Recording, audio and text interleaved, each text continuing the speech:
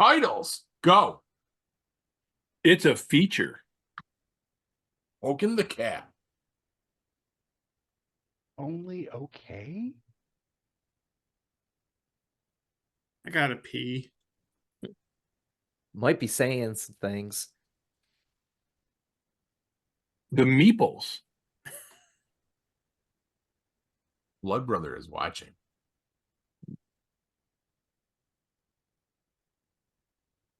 The Honky protocols. Mr. Lively. Shake it, baby! What's this? Is it a knife? What the fuck is that? Oh, it's a Like a wand. shot. It's a What are you wood carver. doing? All right, It's Jack. let's fucking do this. Warning! What you are about to hear contains explicit language, adult themes, and potentially disturbing content. The views and opinions expressed are those of the hosts and do not reflect the opinions of anyone else, anywhere, ever, in the history of the world.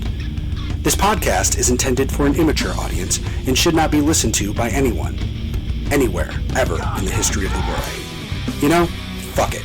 You've been warned.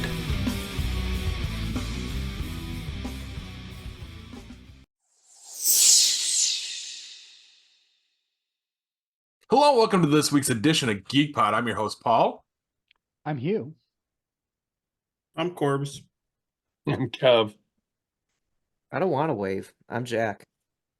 I'm waving for Jack. You wave like this, Jack. Little hand over there. Guys, first, Happy New Year, and what's got you geeked? Well, two things really quick. One, and Kevin, you're going to want to pay close attention to this. I ran across something called Death Troopers today. And it is a, let's call it a tech demo. You can download it. It's a game. You can play it. But here's the idea. A zombie virus somehow gets on board a Star Destroyer and infects all of the stormtroopers. And you land your tie there. They're trying to find out why they lost contact with it. And you end up having to fight them. And you get a surprise appearance from a zombified Sith Lord at the end, which is pretty exciting. Now, here's the thing. The actual gameplay time is like 5 minutes. This is super short. They've said that they're going to release another demo soon. This is, a fan project, so there's no money or anything. But I got to tell you, it looks fucking fantastic. Even on my only okay computer, I was like, holy crap, this is good. What a cool idea. Zombies in Star Wars. I'm super excited to see what else they do with it. Who are you? Are you a TIE fighter pilot or a stormtrooper? Or... I mean, you're in stormtrooper armor, but you're in a TIE fighter. Well, it's not a TIE fighter. It's one of the ones with the fucking angled, pointy things. Interceptor, I think they're called. Yes. It doesn't matter. yeah. But it's pretty cool. Accuracy matters. Typically, TIE pilots fly those, but that's okay. The other thing isn't really something that got me geeked, but it's something I wanted to tell you guys about before we decided not to record for a whole month. So I think I might have mentioned, maybe I didn't mention this on the show, I'm not sure, but one of our cats has diabetes. Did I bring that up on the show? I know I told you guys. I was going to say, at least I know this information. Okay. Well, long story short, I'm now giving him nightly insulin shots. Well, not nightly and morning. I have to give him shots twice a day. And when we first started doing this, the vet told us we needed to get a glucose meter. And so I went ahead and I got a glucose meter specifically for cats. But a lot of people online, and even a friend of Damara said, you can just use a human meter. You just have to figure out what the difference is and add or subtract that whenever you do it. And I was curious about it. I wanted to see, I bought the meter anyway. I have to buy special sticks for it. And I'm like, man, you know what? Because of my insurance, my meter was free. My testing strips are all free. I just order more whenever I want them. I'm like, I wonder if I can use my strips to test him. So I put a strip in my machine. We poke the cat, test his blood. Wicked high. It's like 500 something. This is before I started giving him insulin. Yeah, well, it's different for cats, but it was bad. I'm like, oh shit, that's really high. Go back out into the kitchen to get rid of the test strip. All of a sudden, my wife comes running out with my phone because I didn't hear it ringing. I grab it. I'm like, hello?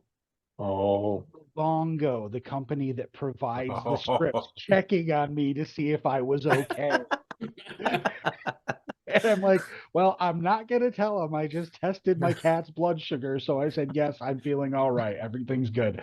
But it was surprising. It was funny. It was startling. And it also made me feel good that they're watching out for me. Now, if Yeah.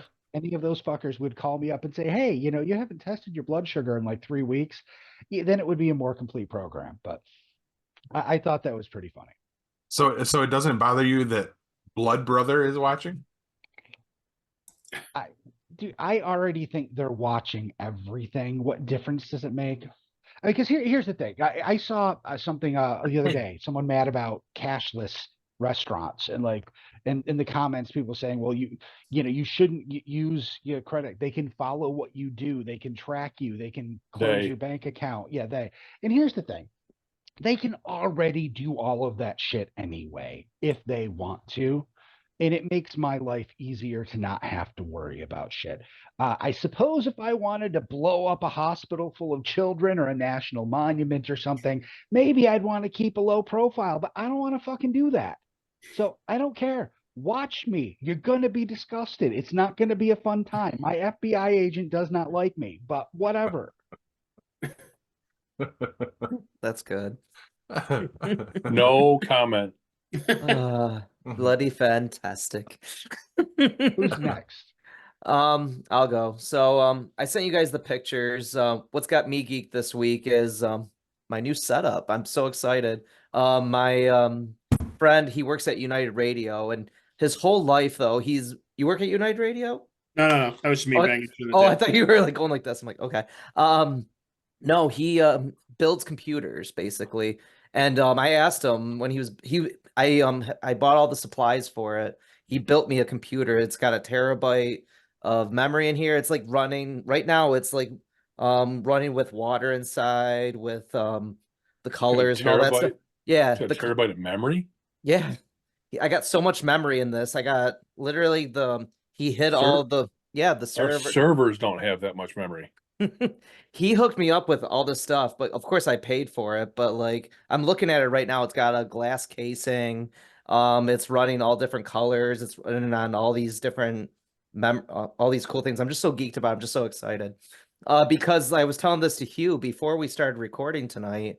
For the longest time, I was recording in my bar in my basement, leaning down a little bit for 3 hours and recording it on an iPad or like a 12-year-old laptop for the longest time. So now I'm in my home office with a new computer. I'm looking at you on a 27-inch Acer monitor. Nice screen. I have a headset I'm wearing now, which is really nice. And it's pretty awesome. Like my keyboard like glows, which is really neat. The mouse is really cool too. I don't know if you can see that, but it's really cool. I like that. It's all wireless and Bluetooth. Yes, I've updated and got into the new age. But my friend though, he's so good at this. I probably shouldn't say this on the podcast, but like he goes rogue. So I have Windows 11 with Microsoft products. I was like, how'd you do that? He's like, don't worry about it. I'm like, okay. So I have everything. Windows operating systems are free. That's I not know. No, I know. But like he's that's like, not a thing. but like the operating system probably, but like the Microsoft products, like I'm like, how'd you get Excel, PowerPoint? So I'm like, Office okay. 365 is free too. Yes, it is. Yes, we'll go like that. Yes, it is very free. So I'm just saying, there's you don't have to pirate the stuff anymore. no, I know, but it's really cool though. Like, yes, it costs probably a little under $1,500, but this is a nice little setup I have here, which I'm really excited for.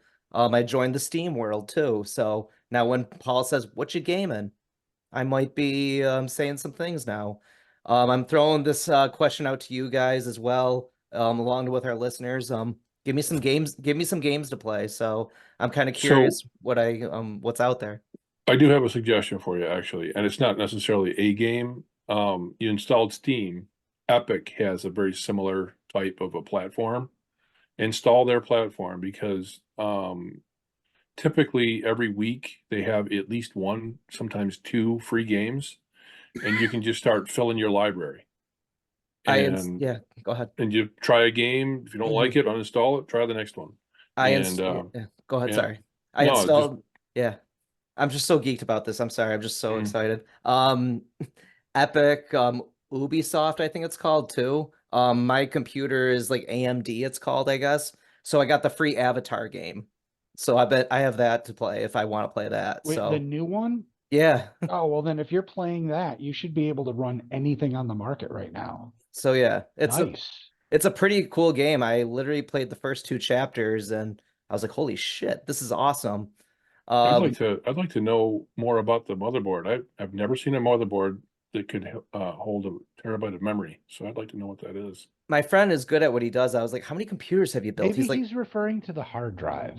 maybe Yeah, that's what I'm trying to get at here. I'm trying to could be wrong. kind of Yeah, it's got to be pound like home the fact that it's not memory, it's storage, but Storage, yeah. it's just not sinking in. I know, but you guys that's are all right. That's fine. You guys are the You know, techies Kev, here. there's actually a receptacle in every home where you can take a dump. Yeah, that is I'm true. just saying. All right, that's all I got. Who's next? Sorry, I'm dying. Not Corbs. I'll go. I don't care. Doesn't bother me. Just being back. I mean, we took a little while off. I mean, holiday season. I get the fact that everybody gets busy and whatnot, family and all that heavy horse crap. But for me, it's this coming weekend. So the 13th, Saturday the 13th. Bryce and I are going to go to Buffalo for the day. I know Buffalo is hopping city. But breweries. They have the Pancake House. I can't bring my 6-year-old to a brewery. You actually can. You kind of You have can't to, drink beer. especially if they have food. But yeah, But you can take him there. So, but we're going up because my favorite hockey team is playing Buffalo on Saturday. It's an early game. It's 4:00 in the afternoon, so we're going to drive up for the day, go to the game. I love that your favorite hockey team is not Buffalo. That's freaking hilarious. Yeah, no. It is not Buffalo. That's I hilarious. I do not like any New York sports teams Except for Syracuse. except for SU basketball. Other than that, I'm not a fan of any type of. I don't like any football team from here. I don't like any baseball team from here. Pro League or Yeah, yeah. So I guess somebody gets the Sabres. Who's playing the Sabres? Vancouver Canucks. Vancouver. Yeah, Canucks. Yeah. Yeah, I've been trying to get up there for to see them for 3-4 years now, and they're never there on a day when we can go. They're there on like a Tuesday, and the games during the week start at 7:00. So, Ouch. yeah, that go makes up it there rough. at 7:00. To drive up there, you take a half a day from work. You drive up there, go to the game, and then you're back here depending on the weather, 1 or 2 o'clock. I mean, he'd have to get up to go to school the next day if he wanted to. Yeah. Stuff like that. So the fact that it fell on a weekend this year and it's an early game, it's not a Sunday game or anything like that. So I asked for tickets for him and I to go for Christmas. That was the only Christmas present I asked for this Nice. year. That's really Pro cool. games are fun. Yeah. So, and it's the first one he's been to, first actual professional sporting event he's been to. He's been to the Crunch game, he's been to the Chiefs games, stuff like that, but he's never actually gone and seen a professional baseball or hockey. I mean, we don't do basketball around here. There's no real professional basketball drivable. I mean, you can go to the Knicks games, but who wants to go to the Knicks games? And I'm not going to a Bills game because, well, it's the Bills. It's the Bills. And nobody likes the Bills.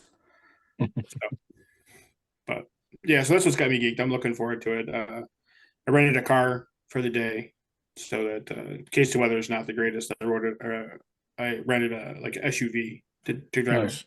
So you can Just wreck to that be- one instead of yours. Exactly, and just to Yeah. be on the safe side in case the weather is, and they're talking about some high winds again. They're talking about some rain and stuff like that. So I just figured it would probably be a little bit safer to drive something like that than my mom's car, which was just in the shop again.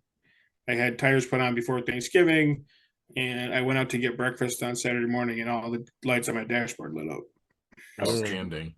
Yeah. So, and then they went out Sunday when I went back out to go to take the car over to my mechanic Sunday night. None of the lights were on the dashboard. So it was in Christmas mode. Yes. Yes, it was. It literally was in Christmas mode. Yeah. So then I drove. That's a feature. Monday morning when I got up to start heading to work, all the lights came back on. So I'm like, I'm not dealing with this shit. I called my boss. I'm like, yeah, I'm going to be late. I'm going to take my car to my mechanics. My dashboard lit up like a Christmas tree. I said, I'm going to be late if I make it in at all. So I took him to my mechanics, and he's like, well, can you leave it with me for the day? And I'm like, sure. Because I wasn't really planning on going into work at that point, but my sister came and picked me up, and I decided to go in instead. And it actually worked out because we were a little short-staffed. So, Nice. Well, it's funny, Corbs, you say like you won't be a Sabres fan. My sister is from Buffalo and she loves the Bills, of course, but like she hates the hockey team because she likes another team and all that. So her boss was like, "Okay, I'm giving away my season tickets. Who wants to buy them?" Ghosts. And he's like, "Okay, I'll sell them for $100." Ghosts. He sold the season tickets for $55 before the season started. And they're good seats too, because nobody wants to, it's 2 tickets. Nobody wants to go to Sabres games. he sold 41 tickets for $50. Nobody wanted them. There's Sabres tickets.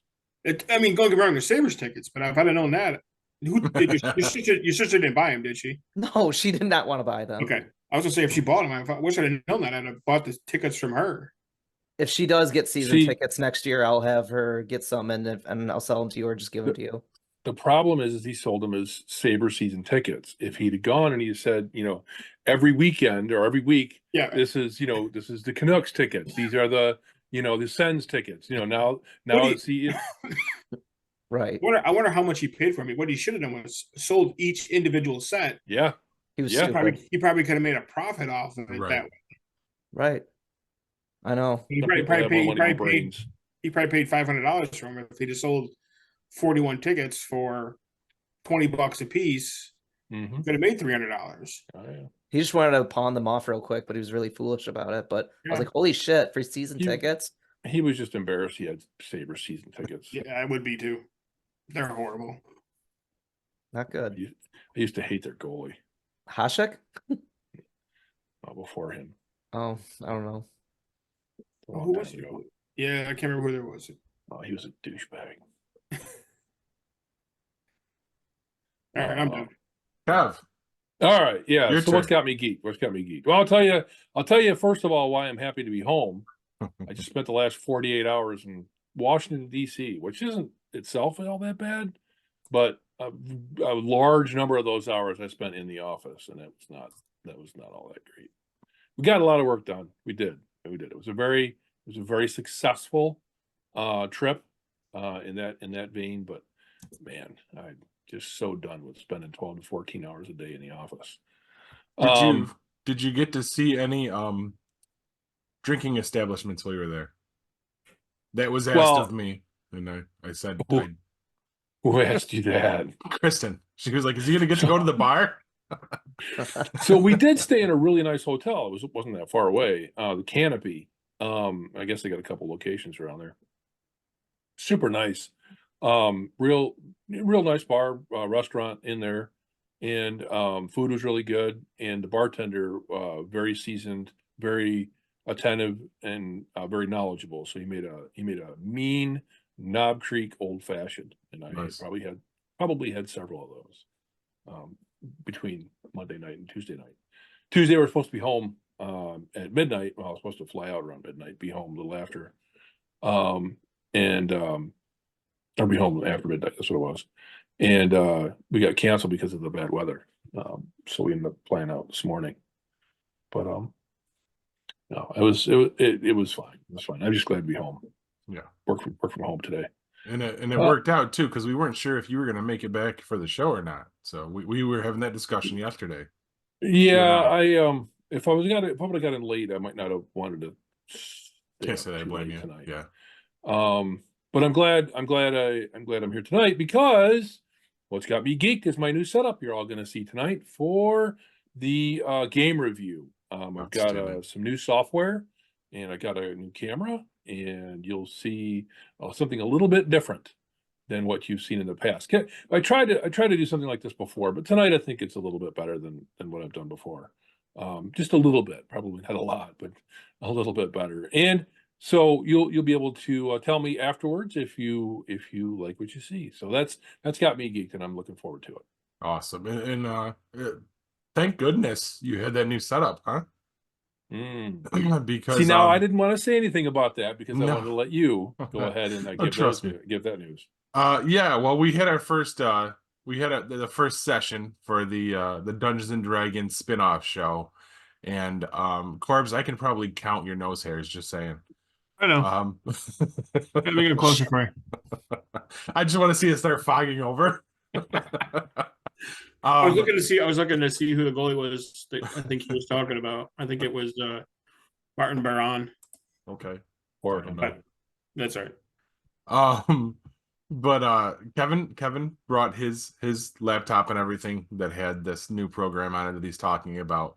And thank God, because somebody who packed the cameras for us to record our very first session of D&D decided to go ahead and leave his batteries for said cameras sitting right here on the counter in GeekPod Studios while I was miles away. So if it wasn't for Kevin, session 0 never would have gotten recorded. So Thanks, Kev.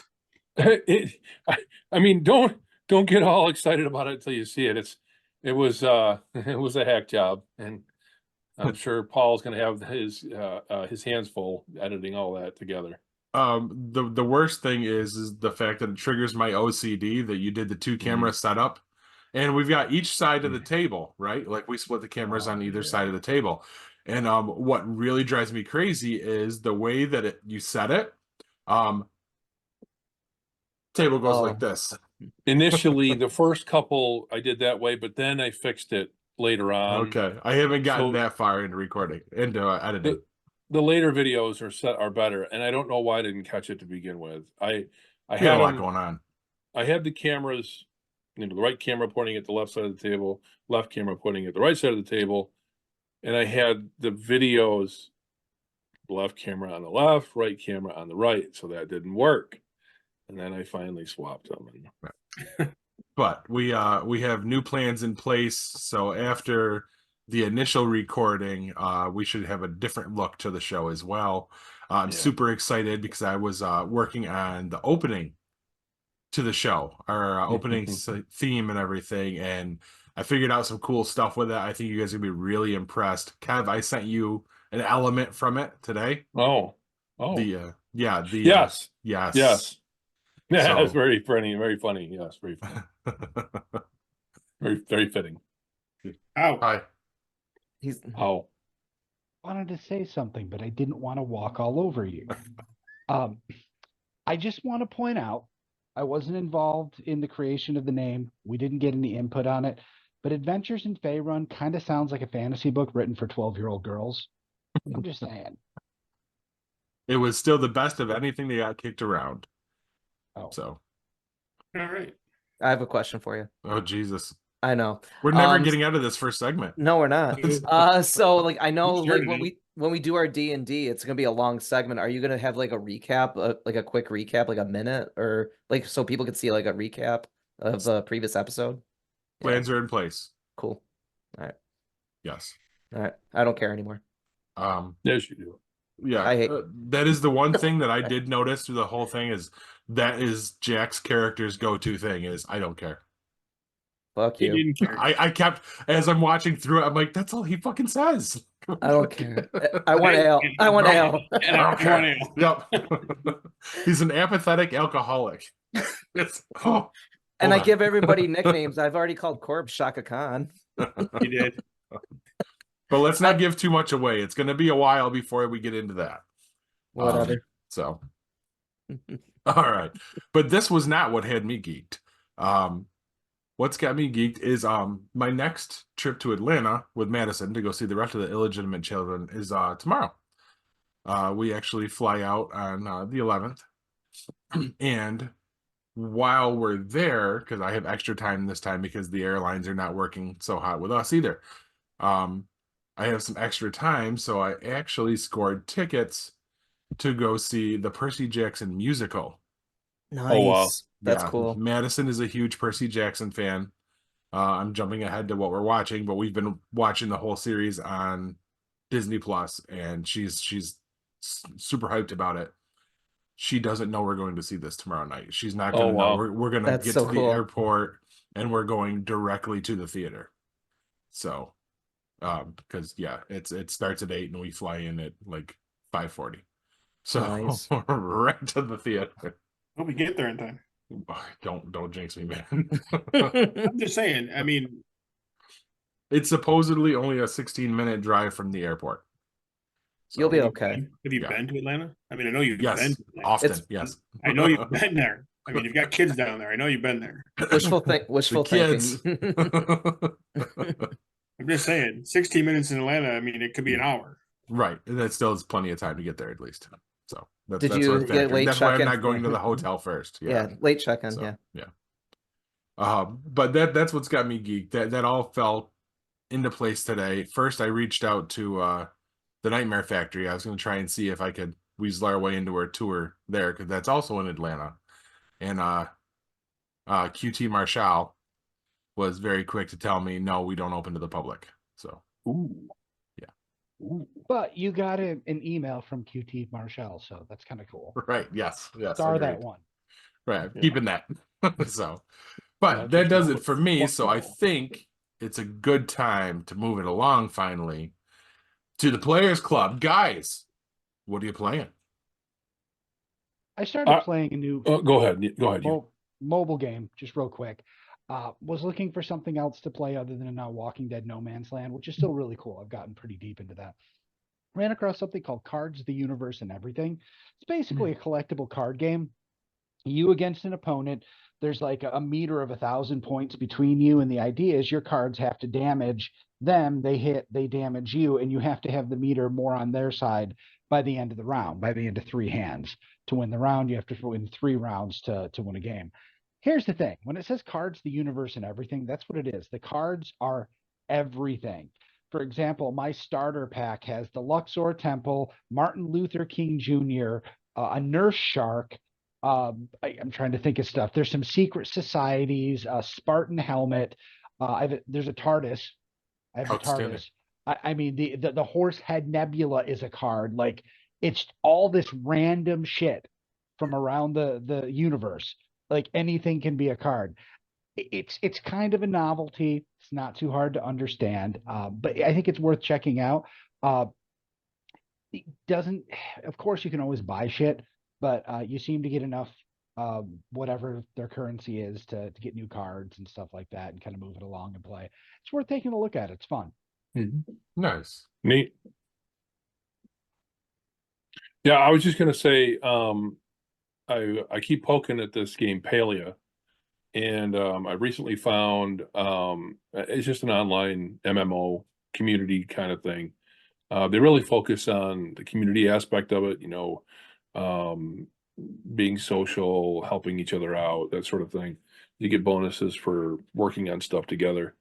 But I found there's a wiki that's been put together for it, which makes it really nice because there's a lot of things that I got to a point where I'm just like, I'm not really sure how to progress here. You go into the wiki and you're just like, okay, well, that makes sense. And you read through it, and you can use the wiki to learn about the game, or you can use it to actually just progress really quickly, right? Because you could just know what's coming up and know what you got to do and just go for it that way. My problem was that I was stuck on a couple of quests, and I didn't see any way forward.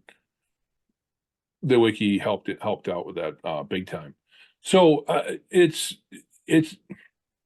very attractive, the scenery, the players, it's just well done. It's still a beta, so there's some glitchiness to it here and there. There's a quest that can't be completed because they have a known problem with completing this one quest, and I didn't know it existed. The bug existed until I had put in a support ticket for it. But that's what it's all about, right? You find a problem, you put in a support ticket, that way they know what's going on, they add it to their bug sheet, and then you move on. You go on to the next thing. So it's really it's an interesting thing. I was actually looking forward to getting back to it today when I got home. For lunch, I jumped in for a few minutes and did a little bit. And it's It's something I look forward to getting into, so I'm liking it. Awesome. And Jack, it was a free game on Epic one day, so I'm gonna write that's that how I found down. it. Perfect. I found it. So, no, I'm gonna write that one down, and I'm glad to be back in this category. So when we installed Steam, I was like, oh my God, it's on here. My favorite game from my youth, Rocket Jockey. So this is a Sega Soft rocket science game on Windows 95. So I'm like, yes. So like my friend's like, no, we can play Skyrim. We can play all these core games. I'm like, no, that's okay. So my friend calls them grandpa games. So but literally it's a DOS program. So Rocket Jockey, I remember getting this at Comp USA. It was K through, yeah, nostalgic factor. K through A, it's rated. They have Rocket Race, Rocket War, and Rocket Ball. So Rocket Race, you just take you're on rockets and you have jockeys basically. So jockeys, Imagine that. I know jockeys, one has a skull, one has matches, one is like an ace of spades, but it doesn't matter. The character I always have used, his name is El Muerte, so he's got the skull, he's the death. So that's the character I would always use. All characters are the same, no character is different. But basically, Rocket Race, you take your cables and you string them across the posts. Boring. That's awful. Rocket Ball, you go with tires, bombs, balls, and you throw them into goalposts. And you're timed for up to like 5 minutes, and you have to beat the time and all that. But Rocket War, that's where it's at. That's the good one. So literally what you do is you're on your rocket and you take your cables, you take people off their rockets, and you string them against poles, bombs, like it's so pixelated. It's so awesome. That's why I love it so much. Literally, my friend, when he installed my computer, like I said, my friend's installed computers for like over 10 years. He let the time run out. He could not do it. Literally, I do it in like 2 seconds and I already I'm on to the next stage.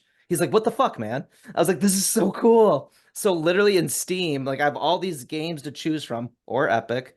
I just literally played Rocket Jockey for 3 hours already, and I'm like, oh, that's pretty awesome. My friends are like, you gotta try another game, but no, Rocket Jockey, like I said, this was my favorite game when I was a kid. It was $8 on Steam, but it was totally worth it. But I was like, oh, so awesome. And also, I don't have to talk about the second game as much as I've been playing is Duke Nukem 3D. Shake it, baby. Jack, you need to pick up Skyrim if you haven't played it. I played Elder Scrolls, I remember back on the 360 for like 2 minutes and I got bored. So I need something, I know. Skyrim. Totally different thing. There's a reason that Skyrim is still getting re-released on platforms. I mean, if you look at the actually, it's probably the most propagative, is that the word I'm looking for? I don't know, game of all time, but it's been remastered, reported, moved to every time a new machine comes out, a new version of Skyrim comes out, because it's that fucking good. You just have to do it. It's amazing. What's the game? Because I'm gonna get back into Sea of Thieves. It's Sea of Thieves in space. Like, what's that one I'm hearing about? There's one that's just like that. EVE Online? Could be that. I don't know. Like, I want to get back into Sea of Thieves, and people are like, "Oh, try this one. It's like Sea of Thieves, but in space." I'm like, "Oh, interesting." I don't know, but I gotta think about it. Like I said, like you guys already gave me 2 good games. I'll start looking into them for sure. Corbs, you got anything? I just got back into playing Valhalla, so Nice. yeah. I gave it to my brother to play for a little while, and then he brought it back over on Christmas Eve. So I've been playing it. Hugh, you did complete the game, correct? Yes. Do you remember? Because I fought Odin and Bassam, and then you put Bassam in the little chamber thing, and then the girl goes down into the thing, and then you get to play as Bassam after that. Yes. Technically, that's like still part of the game, correct? Yeah. Okay. It seems like Bassam may be the new. I mean, the recently released Assassin's Creed Mirage is his prequel story. That's all about Bassam. He's the new hero of the franchise. And here's the thing I don't understand. And maybe I didn't understand that sequence in the game, but I thought Bassam was the bad guy. I knew that the girl, she was kind of a prick, but she was our protagonist. So whatever, not all, heroes are heroic. But she seemed to have her heart in the right place, and she ends up down there, and he walks away, and all of her friends are like, "Oh, hey, let's be buddies and continue this adventure." I'm like, "What the fuck just happened?" Yeah, I kind of got the same thing. Like I was just like, okay, what the hell just happened? Like she traded places with him. Yeah, I thought he just was like- the bad guy, but I don't know. I did not understand that part of the game, I guess. Okay. So that's I just got, like I said, just got back into playing that. So All right. Well, much like Hugh, I picked up a new time waster on my phone, and that's Idle Champions of the Forgotten Realms. It's basically like a D&D click happy game. You build your squad, and you literally just click, tap, tap, tap, tap to do all your battles and shit. Only reason I got into it is because it's all the characters from the book series I'm reading by R.A. Salvatore's, all the Legend of the Drizzt Forgotten Realms books. So, I mean, they start you off with one of the main characters from the books as one of your characters. So I, had to at least try it out. It's nothing I'm going to stick with for long, but it's cool to see those characters at least in 2D pixel form. And of course, I'm still playing Baldur's Gate. So, making my way through that. I just completed a new area earlier today on my lunch break. So I was able to check off like 3 different quests that had been driving me crazy. So loving that. Still no bear sex. I think I completely avoided that, Hugh. So You don't have to bring it up anymore. no, going with the no on the bear sex. I mean, we were always a no on the bear sex, to be clear. That's what I was trying for. Yes. But let's move it on to the most exciting segment to date. Kev, it's time for your tabletop review. Yeah.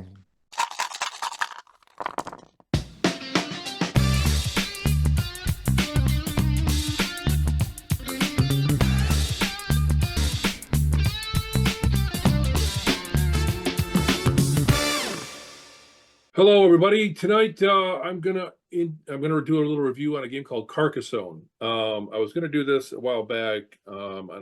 We ended up doing something else that night, but this is a really, really cool game. Now, I was gonna try to review it with just doing the review like I've done with other games, but I happen to have a copy. I bought a copy for my wife and I for Christmas, and I have it, and she and I have played it. We played through a couple different hands.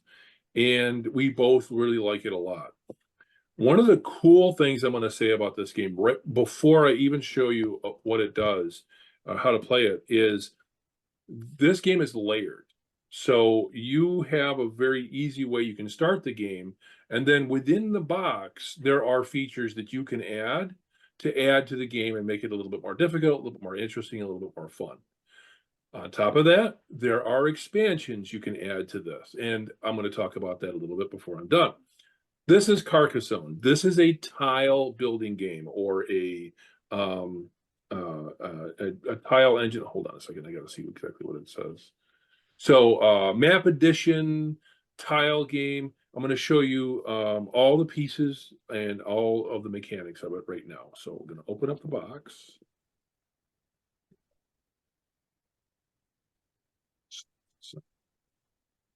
And we've got a rule book with a little bit of an expanded rule. Let's set that aside. We've got our scoreboard.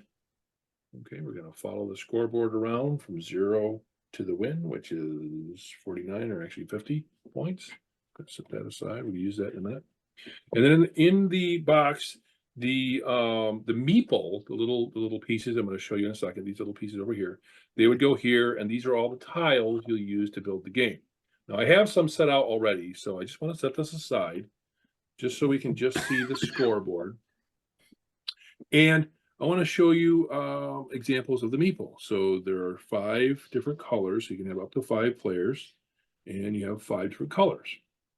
And you'll pick your color, and tonight I'm going to just go with 2 different colors, and we're going to place 2 of the meeple on score 0 to start the score. That leaves us some meeple to use actually in the game. You'll start the game with a beginning tile. And you'll see that there are 3 piles I have here. Now you can do 3, 5, you can do 2 piles, whatever you want to do, of tiles to choose from to play the game. And you want to mix these up. You don't want them to be in any kind of specific order because you want to be able to have random tiles come up, and you're going to see all the different tiles you can have here in a second. So this game is different every single time you play it. And that's one of the things I really like about this game. So let's just say that player 1 goes first and they pick a tile. Oh, the tile is a 4-way road, okay? There are 3 different features on these tiles that you have to be able to connect to each other. There are roads, there are cities, and there are open areas. So the one thing you want to count on is you want to concentrate on is to continue the feature. So this 4-way could be attached any one of these. The village in the center doesn't really matter what the orientation is. And you'll see what I mean by that as we get going. So this player 1, has put this down here. And as soon as you lay a new tile down, what they can do if they want to is they can claim a feature. So in this case, it would be a road. You can't claim this city yet, and I'll explain why in a second. That tile was already put down, but you'll see how to claim a city in a second. So what happens here is by claiming this road, if this road completes, let's just say there's some tiles that go this way and it comes around and it completes, then that means it has a beginning and an end.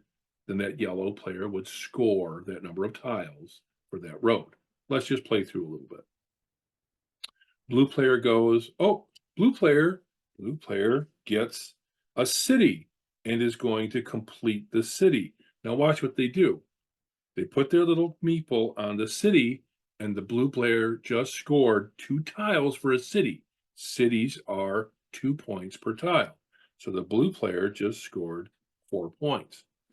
How did that work? The blue player got to place a tile down, got to put a meeple down because they got a new tile. They completed the city because notice the wall goes all the way around. So that's a completion, and that's a score.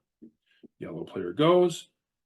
Yellow player says, "Oh, I've got. I'm gonna go on with my road, and I'm gonna do something like this." Road continues. Blue player goes. Oh, they get the city like this. Well, I'm gonna put that there. Let me back up a little bit.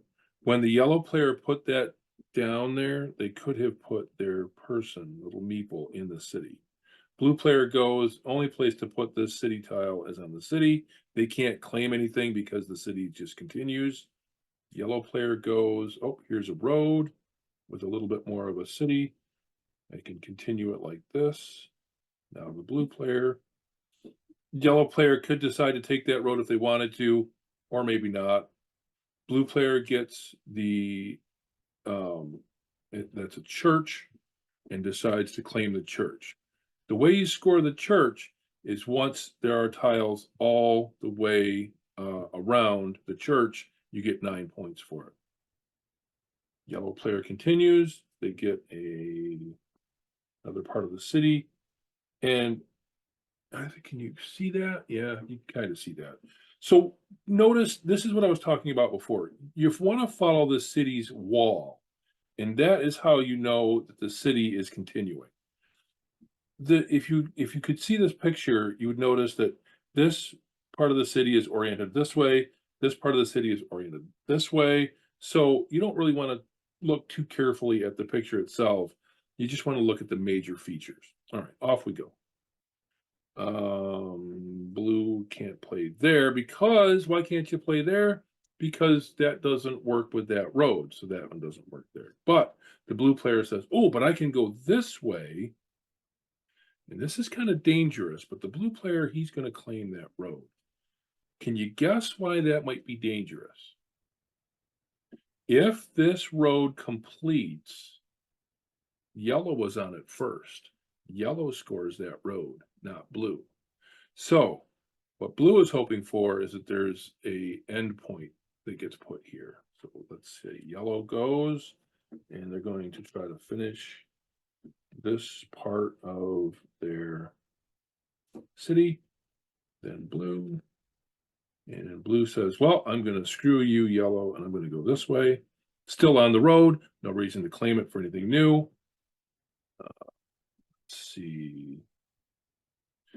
Yellow says, okay, I'm going to go this way, and I'm going to claim a new piece of road. Then blue. Blue says, I don't know. That's a, boy, that's a road. What am I going to do with that? Oh, I can put that up here and claim it.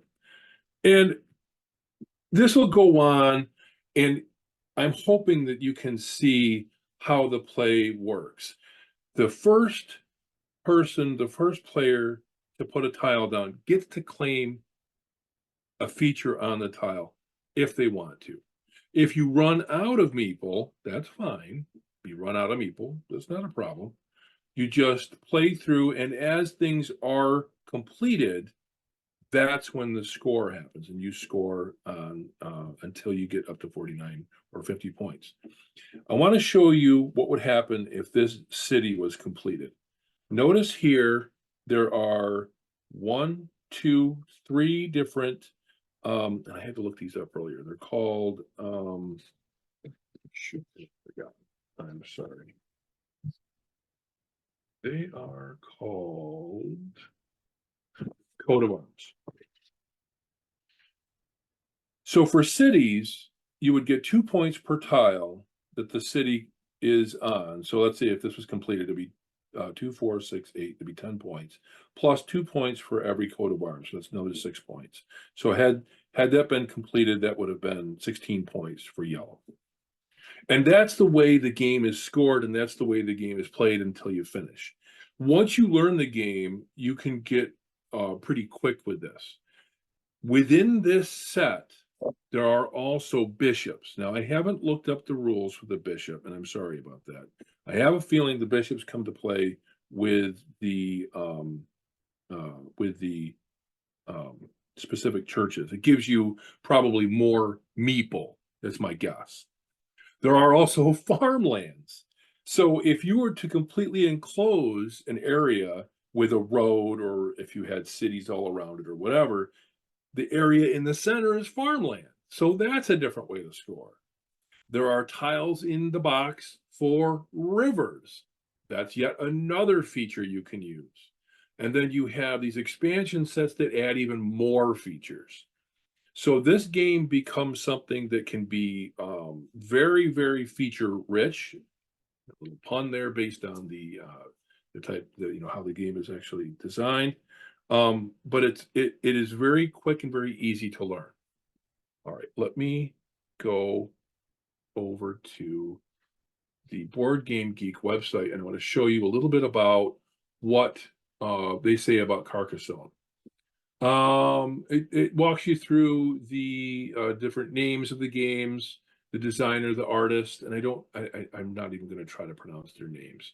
I hope you're okay with that. Shows the weight, 1.9 out of 5, fits perfectly into the categories that I like. Very easy to learn, very quick to learn, but it's also very attractive. If you're looking at these pieces, you can see that they're very well made. This is supposed to mimic a French countryside. Ages 7 and up, I think that's accurate. 2 to 5 players, best is 2. I agree with that. This is a very, very fun game to play with 2 people. 30 to 45-minute playtime. It might even be a little bit long. I think once you get to learn this game, I think you can get through a game pretty quickly. So let's see, mechanisms, area majority influence, map addition, pattern recognition, and tile placement.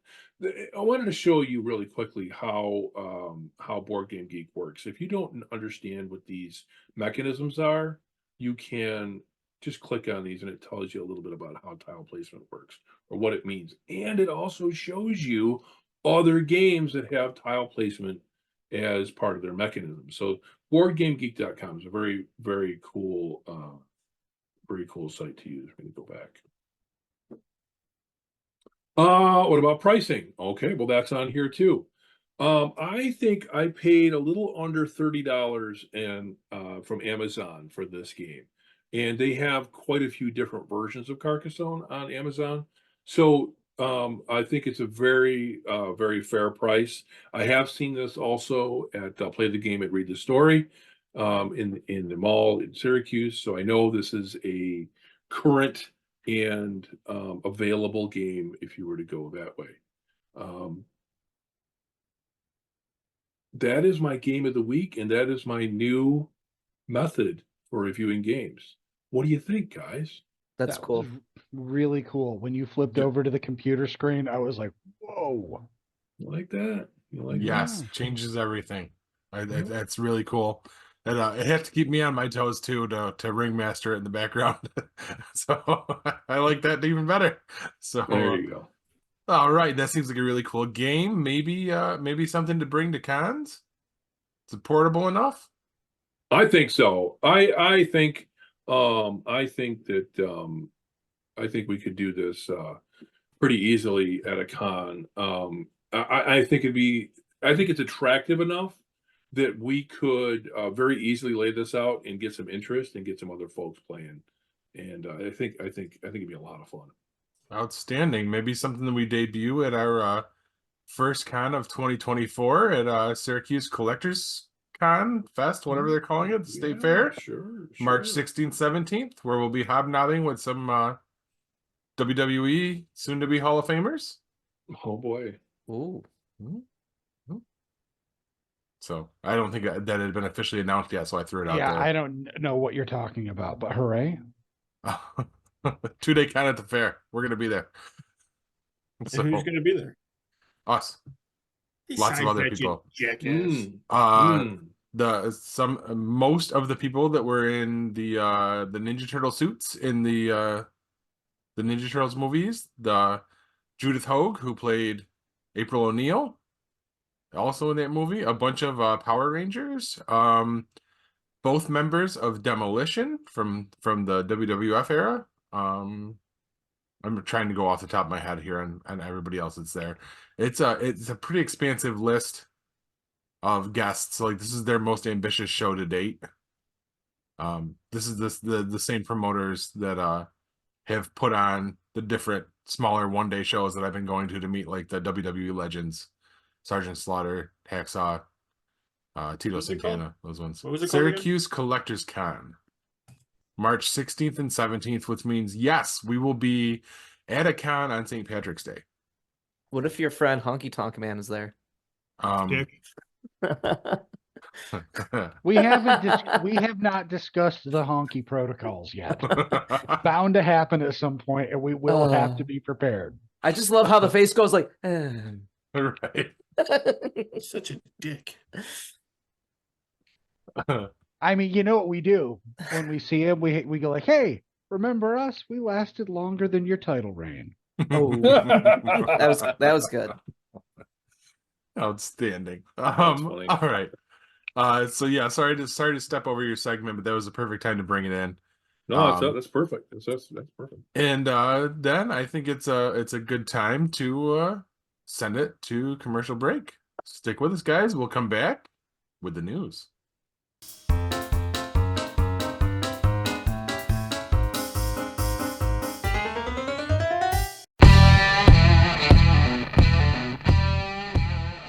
Hi, this is Craig Palmer. If you ever aspire to be a wrestler, come on down to Upstate Wrestling Entertainment, located at 1121 Glenwood Avenue in Nice, New York. We're open every Tuesday and Thursday from 6:30 p.m. until 9 p.m.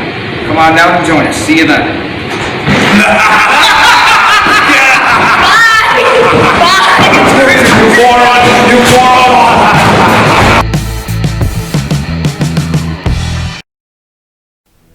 Looking for the hottest new comic on the shelf or a key back issue to complete your run? How about that rare statue or action figure that you've scoured the internet looking for? Come to Collectibles Galore, located in North Syracuse with ample off-street parking. Collectibles Galore has a huge selection of comics, toys, and rare pop culture items you won't find anywhere else. Comics Galore is always buying comics and toys and will give you the fairest price for your collection. New customers get 15% off their first purchase in store. Collectibles galore for all of your pop culture needs. Stop in and see for yourself why Collectibles Galore is the king of comics.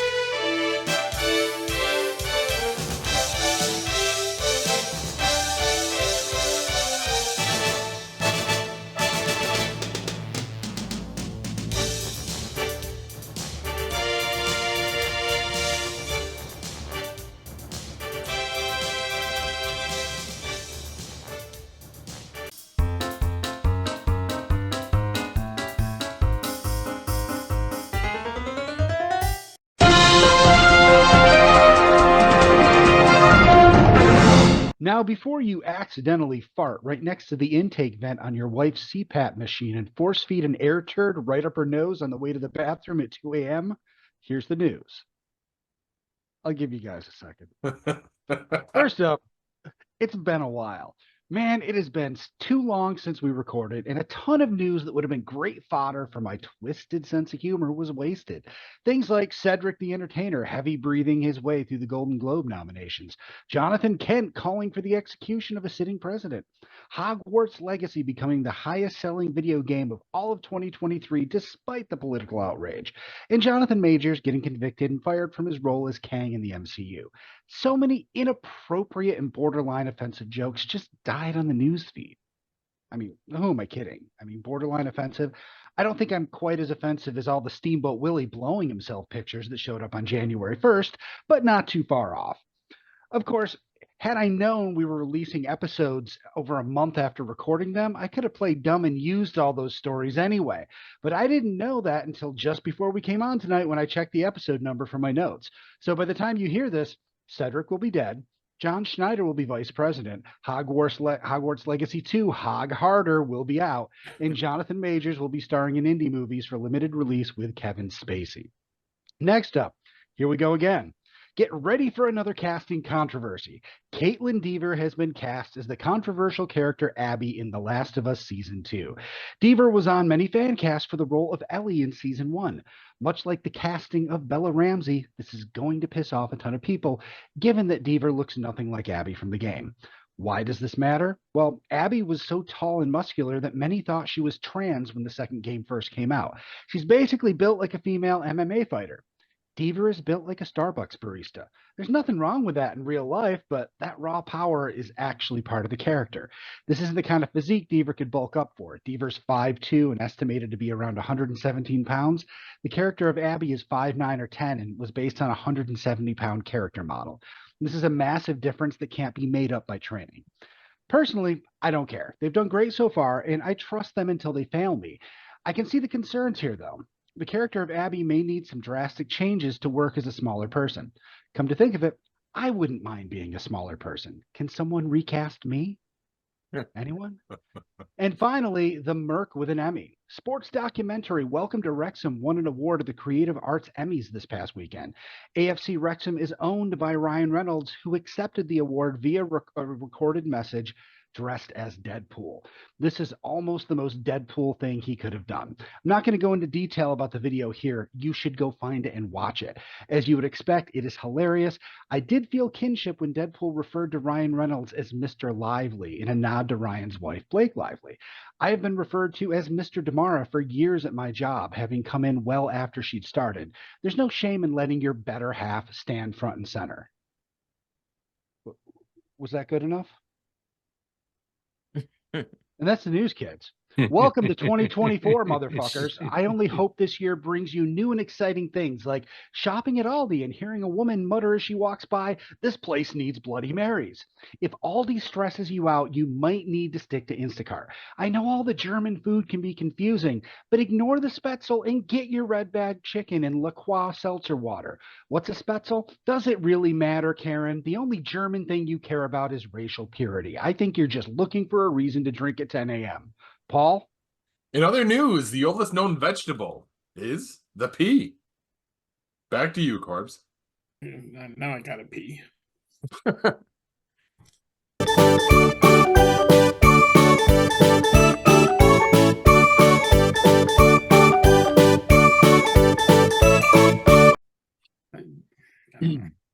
All right, sports. That's it. Yes, I knew this would happen. Statistically, it had to happen at least once. Well, golf's back in swing, so I got something to talk about now. First tournament was last weekend. They take off like from Thanksgiving through the end of the year. First tournament usually the first weekend in January, so that was last weekend. A lot of the big names played. None of them won. Some unknown guy that I'd never heard of, Chris Kirk, won. I don't know who he is. But like Sheffield was there, Justin Thomas, Jordan Spieth, Ricky Fowler, all those guys. They were all there. It's played in Hawaii. It's played in Hawaii, which is nice because that's where the weather is nice right now. So it's nice to have golf back finally. Looking forward to the Masters. I'm not going this year, which kind of sucks. So what else is going on sports wise? So a bunch of firings in the NFL. Since the season's since the season been over, 3 coaches have been either let go or resigned. Because the last one was resigned today. I didn't understand. They had 3 coaches fired during the season, and then 4 coaches fired since the end of the season, which was Sunday. So in 3 days, you've had 4 coaches fired or resigned. So teams that are looking for new coaches, the Raiders, which Paul likes, Carolina Panthers, San Diego Chargers, Atlanta Falcons, Tennessee Titans, Washington Commanders, and Seattle Seahawks. Pete Carroll is the one that was kind of confusing. He resigned today after 14 seasons. He's got 1 year left on his contract. So technically he doesn't need to work next year, which is something that everybody dreams about. So I guess, so there's going to be 7 vacancies being looked for coaches. The shocker is that Bill Belichick from the Patriots did not get fired. They thought, well, they kind of were going to say it was a mutual decision, but he decided to stay there. He said he's open to coaching changes. Take with that as you will. They finished 4-12 this year. It's his worst record in 20 years or something like that, I guess. Playoffs start this weekend. Jack, I know your Eagles kind of limped into the playoffs. Yep. At least they made the playoffs, you fucker. Yeah, I know. At least you didn't have the best running back, one of the best running backs in the league, and decide to throw it on 4th and 1 and drop the ball. Good point. That's all Colts need to do is complete that pass. That's all I need to do. And you Jonathan Taylor in the backfield, and you throw it. Good old Gardner Minshew. That's the Pete Carroll method of football right there. Mm-hmm. So, I mean, other than that, I don't know, Jack. I don't know how you Eagles are going to do, my friend. Well, we'll see. Yeah, you're doing about as good as the Dolphins. I mean, Dolphins led the AFC East all year, limped into the playoffs. So now they got to Dolphins are going to the Chiefs. Ravens play the Steelers, and the Bills play Steelers. No, is the Bills playing? I thought it was the Ravens Steelers. Bills play the Steelers at 1:00 on CBS. Is it? Okay. Oh, the Browns. Sorry. Correct. Ravens Browns. That's what it is. So I mean, I don't know. Football this year, just enough of that. Only other thing I got for football is Nick Saban. Jack, I don't know if you saw this. He actually said he's retiring, which is pretty big news. I mean, he's coached Alabama for the last 20 years, I think it is. He's coached 28 years total in college football. He's got 7 national titles, more wins than any other coach. So that's kind of a big deal. I don't know if he's retiring to go someplace else. He's going to try to go back to the NFL. I don't think so. I mean, he went there. I don't think he'll get a shot because he went there and then he fucked over the Dolphins to take the job at Alabama. I think he'll take some time off and then he'll come back. So I think he'll come back somewhere. I don't know where. Baseball's getting close to starting up again. But no. One more thing for the NFL. Sorry. No. No. Yes. No, one No. more. Just one. I've got one thing to say. Fuck the Saints. Go ahead. Why? What the fuck was that about? Yeah, It's what's okay. wrong with the Just you just move on. Baseball. oh Derek Carr, maybe? I don't know. Well, I mean, he played a lot better for the Saints than he did for the Raiders. I mean, just coming from an atheist perspective, I agree with Paul's statement. I don't know what the fuck he's talking about, though. They don't go marching in. Oh, they do. Certainly not in the end zone. Uh, So baseball, since we last recorded, the Dodgers have spent $1 billion, and that's a billion with a B, not M, on 3 players, 3 pitchers. They signed Shohei Ohtani, probably the best all-around baseball player ever, minus Babe Ruth. He's the guy that plays pitcher and is a batter. They signed him for $700 million. They traded for a player from Tampa Bay, another pitcher, signed him to $135 million. And then they signed the top prospect out of Japan. I can't pronounce his name. It's something. Of course you can. Yeah, it's messed up. They signed him for Just call him 300. Bill. Pretty much. they signed Bill for what? They signed him for $325 million. So those 3 players right there, over $1 billion in money spent. And then you wonder why teams like Kansas City, Pittsburgh, Milwaukee, these small market teams, Colorado, they can't compete. They can't compete. Yeah, they They're do not not gonna- have the nobody- revenue. Yeah. Right, they're not going to spend $1 billion. The only team that probably, and the only reason I know this is I watched a lot of the winter meetings this year because I was kind of wondering where Shohei was going to go. The only team that can compete like that with spending wise, minus the Yankees, because they just buy everybody. They can buy whoever they want. Is the Toronto Blue Jays, which I didn't understand, but come to find out they're owned by a media conglomerate, and they're the only person. All the revenue can go towards the Blue Jays, which is I did not know that until they started talking about it on the winter meetings, which is kind of fun. Kelly's a Blue Jays fan, one of our listeners, so it's weird that I never knew that for the amount of baseball that I follow. But they didn't get any of these top players. They didn't get anybody, so they're sending like minor players. They sent a couple guys from the Yankees or whatever. So basketball, the only thing I can talk about that is the Syracuse Orange, still not getting any love from the media. They were 9-1, 9-2 or something before the last couple of games. They didn't even get a sniff of the top 25, which is kind of weird. There was teams that were like 8-2 and 7-3. They were all in there, and SU just wasn't even close. Now they've lost 3 out of 4, so I can understand maybe why they're not there now. They're actually playing tonight, Wednesday night. I'd like to see how they do against Boston College. So when we're done here, I'll probably turn that on for a few minutes before bed. And then other than that, I ain't got much else for sports, minus, wrestling. Wrestling. It occurs to me when you bring up Kelly, one of our listeners, that you have sex with like 50% of our audience.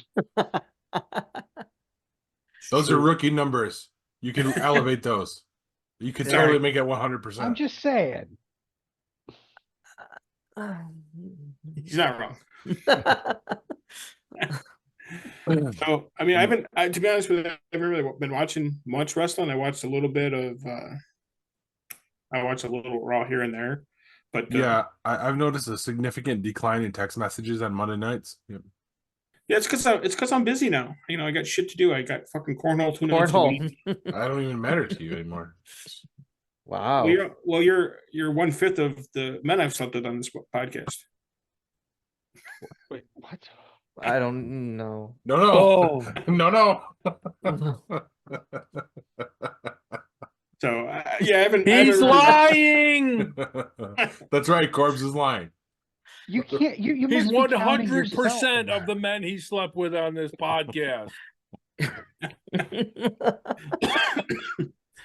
Oh Yeah, I do god. count myself in that category. Ew. I guess the 1/5 tracks. That I mean, just mathematically. I'm not was gonna fucking great. comment I'm on not the gonna lie. substantive part. I think we have a title for the podcast, 1/5. Oh, Jesus Christ. And this is why we don't let Jack come up with the titles. It's not bad. I'm not gonna lie. I come up But with- wouldn't it? No, that was 3/5. Okay, we wouldn't get in trouble for that. What you got to do for the title, though, it's called 1/5, and you have 1/5 of the pie left, and it's a picture. No, of Cor- stop. Okay, it's a picture of stop. Corbs. Stop. But he- Stop. but he- Just go on. Let him finish. You get to go next. It's I just that's it. I just haven't really. Yeah, I'm holding back so we don't get into a 25-minute discussion about pro wrestling. Why? What do you got to talk about pro wrestling for? I mean, I don't have much to say because my boy hasn't been on TV much. He took fucking the month of December off too. So came back Monday night. I'm talking about CM Punk. I can't remember which. Nope, wrong one. There he is. Okay. Came back, cut a promo with Drew McIntyre. It looks like they're setting up a lot for Royal Rumble. Royal Rumble, which is I was going to invite everybody over. We were going to do the whole thing for one of the big ones because Kevin gave me shit about the last time I talked about a pay-per-view and nobody was invited.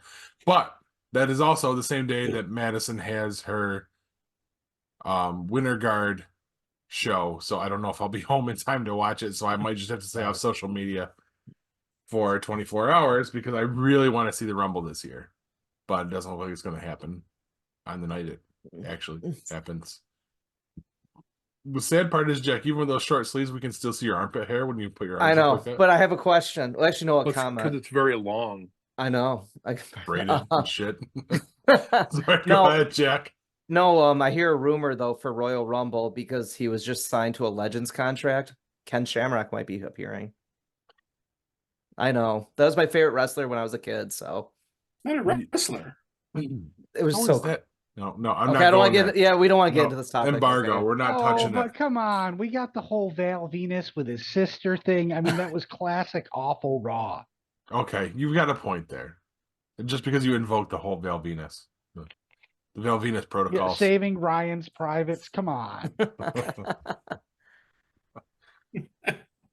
Excuse me. But because we are running long, I want to keep this shit moving. And if our audience wants pro wrestling discussion, they can let us know and we can shoehorn that into either a new show or a different segment here and we'll eliminate trivia. But speaking of trivia, it's time for trivia time with Jack.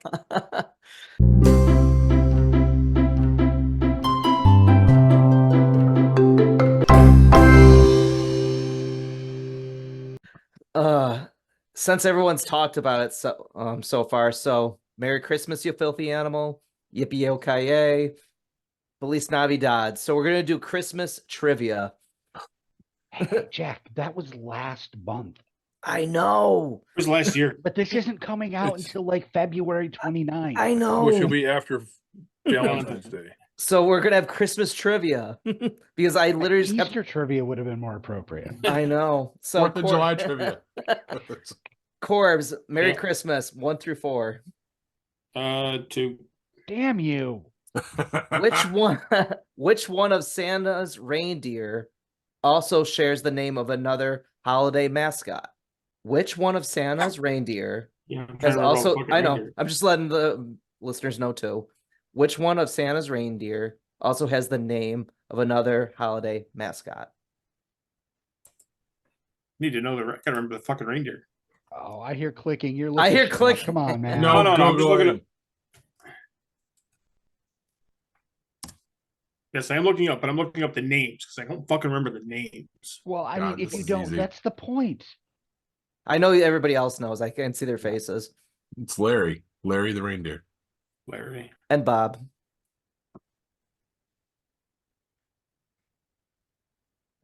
I hope mine's this easy. I know these are pretty easy questions. Is it easy though, or is it a trick I think question? so. It's very It's easy. not a trick. think I've it's- got it figured out. Corbs, tell me when you need to phone a friend. All right. I'll phone a friend.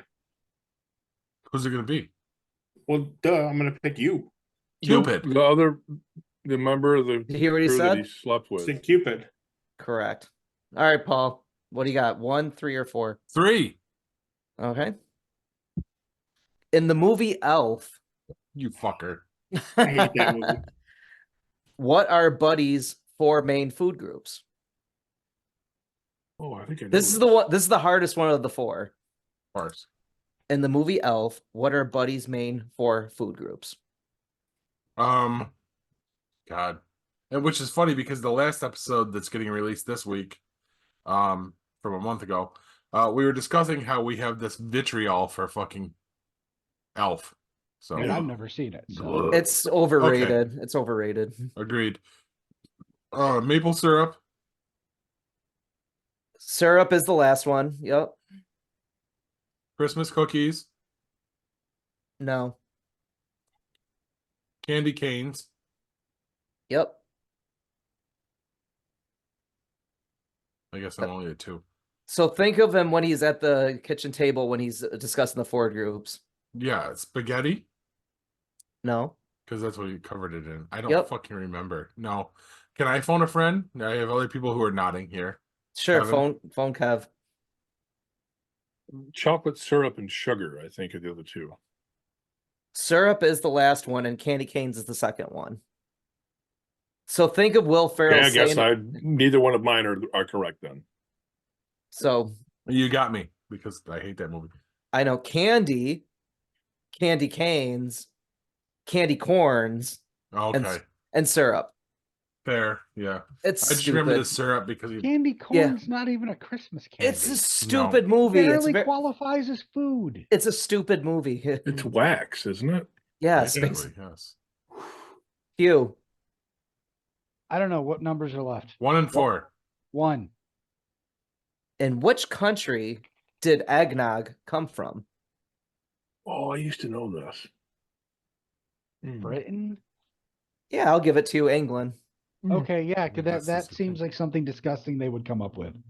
You don't like eggnog? No. Me No. either. Really? Oh, it's good shit. Fuck I mean, that I guy. used to drink it if it was loaded, but that's just because I Stewart's. drink anything. That's the only way to drink it. All right. Stewart's eggnog is the best. All right. This was the easiest trivia question of the There night, you go, Kev. Kev. Mm-hmm. In the movie Home Alone, where is Kevin's family traveling? Oh, I know. Never this. seen the movie. Really? Never. You ever seen Home Alone? Wow. Nope. All I know is the family got on a plane and left him behind. I have no idea. They went to Atlanta. I don't know. Paris. I'll give you a hint. Paris. Okay, there it is, right there. Paris, Okay. Paris, France. Okay. You know, in all fairness, had I been a few years older when that came out, I would have never seen it either. Completely unrealistic that you're going to put that many people on a plane to Paris.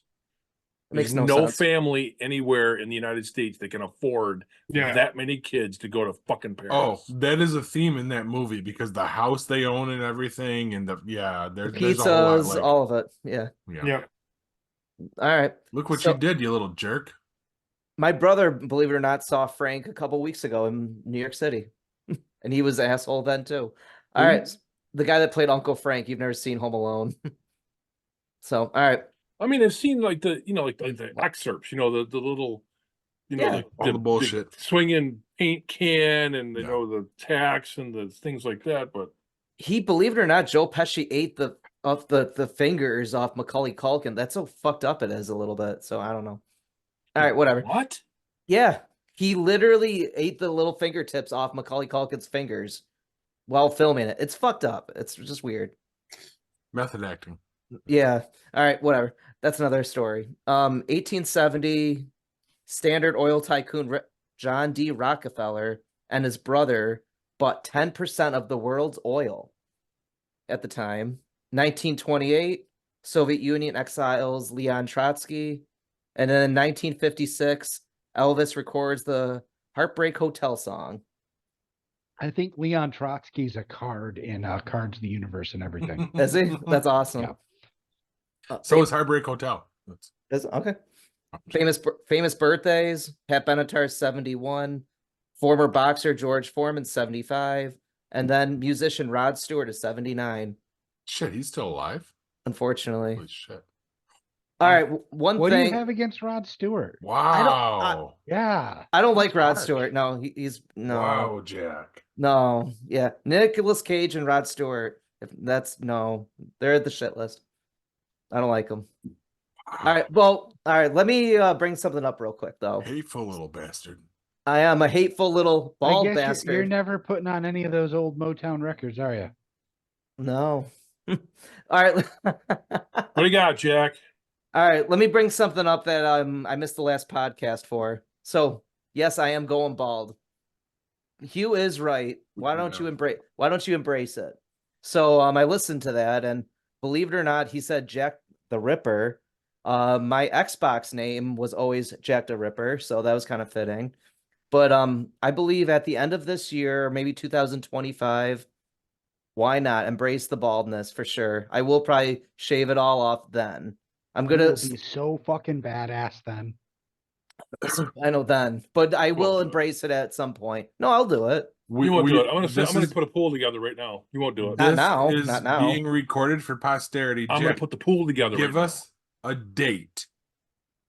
It'll What probably is be in. the date that'll happen by? now. It'll happen in 2025. We'll do the pool. That's not the end of this year. No, I'm That's not just- doing he- this. he- Yet. he- In Jack's defense, he said either by the end of this year or next year. I know. I still have to wrap my head around it still. I just want to give you something to think on, Jack. If you No, I get wait it. if you wait that long, that's fine. Okay, these things take time. They do. But if you wait that long, think about how much harder it's going to be able to deal with all the pussy you're going to get when you look like a badass motherfucker. Once you've invested so much in your current relationship, you guys could be married by then, and all of a sudden, all the girls are going to be grabbing your dick. Well, it's like what Peter Griffin says. He thinks he's Bruce Willis, but no, he was the guy from Goonies. That's all he was, basically. No, but what I'm Did you, Well- Hugh? Do you spell girl GRRRRRL? Because that's what I'm hearing. Never mind. No. Don't worry about it. no, but like whatever. Like it's I will shave my head probably eventually. My brother has shaved it for years and he embraced it. Yeah, I finally went to the full buzz cut and I shave it all the way down to barely nothing, but I'm slowly inching my way to doing that because I know I can grow my beard out very well, but I will probably shave my head eventually. Oh yeah, just like that, like Wooly Bully. Extreme over. I really wish I was on the podcast last when Hugh was talking about it. That would have been something. To He be a wished part you of. were too. Trust I me. know. He didn't want to have to wait a month and a half to have the resolution here. I know. All right. Well, that's trivia and Jack's declaration that we have on film now. So let's move this along to the weekly topic. If you were going to start a rock band, and Hugh, you've probably already done this, what would the name of the band be? The boys are going to think on that and come back after the break and let us know. Stick with us, guys.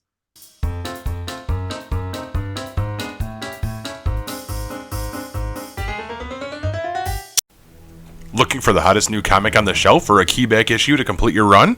How about that rare statue or action figure that you've scoured the internet looking for? Come to Collectibles Galore. Located in North Syracuse with ample off-street parking, Collectibles Galore has a huge selection of comics, toys, and rare pop culture items you won't find anywhere else. Comics Galore is always buying comics and toys and will give you the fairest price for your collection. New customers get 15% off their first purchase in store. Collectibles Galore for all of your pop culture needs. Stop in and see for yourself why Collectibles Galore is the king of comics.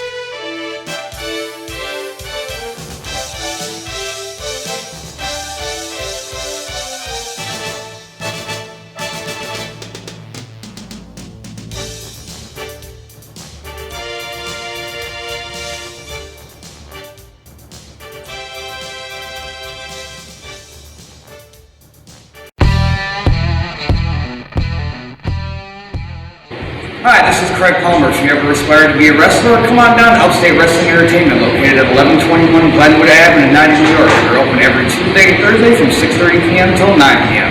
Come on down and join us. See you then.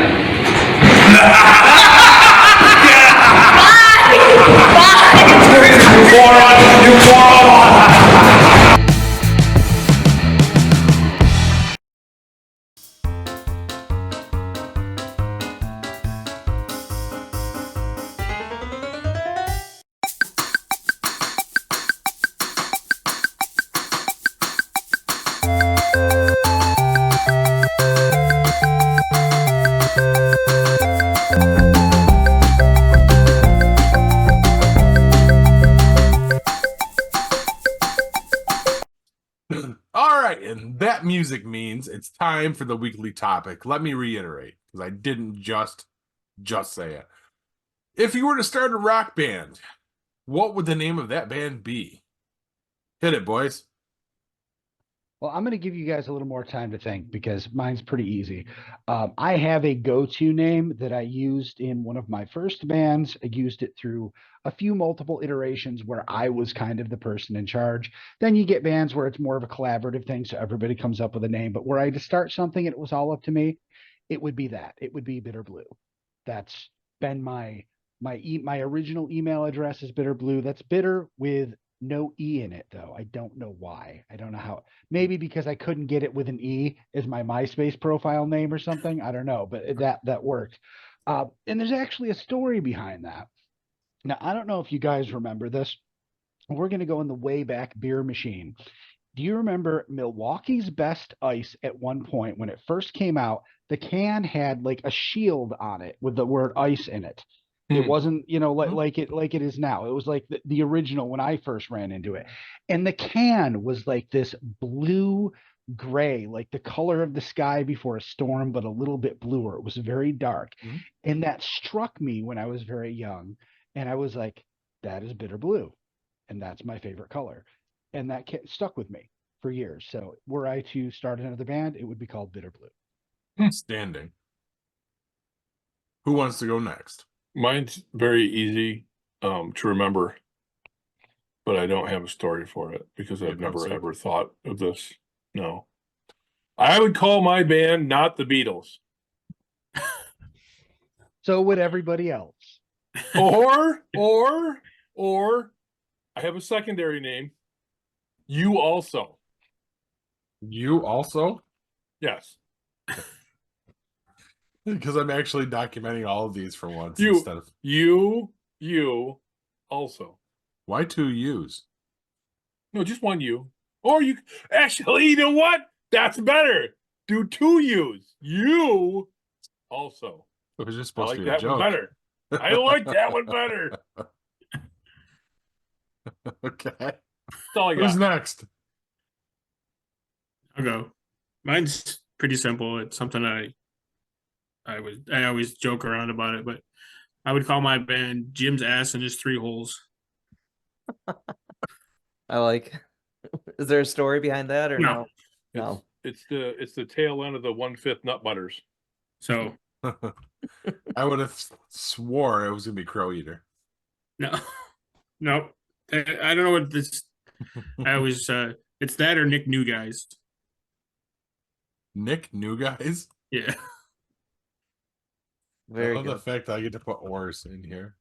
The old joke was always, what are we going to call the band? Let's call it Free Beer and Wings. Oh. Breaking Bald. How about you? Fuck. Breaking balls. That's the name. There you go. How about something simple because I still can't think of anything. I love Lamp. Because it'll be about a band that's totally random and whatever's going on. I have to be the lead singer of that band for sure.